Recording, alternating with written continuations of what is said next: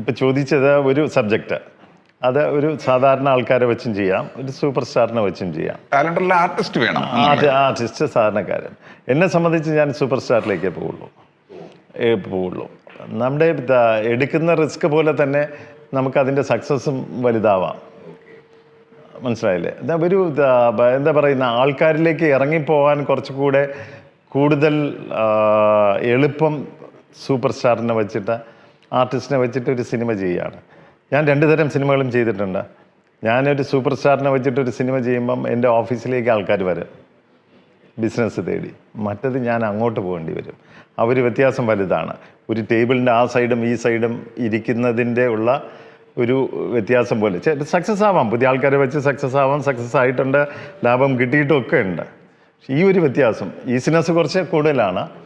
വീണാൽ ആഘാതം കൂടുകയും ചെയ്യും.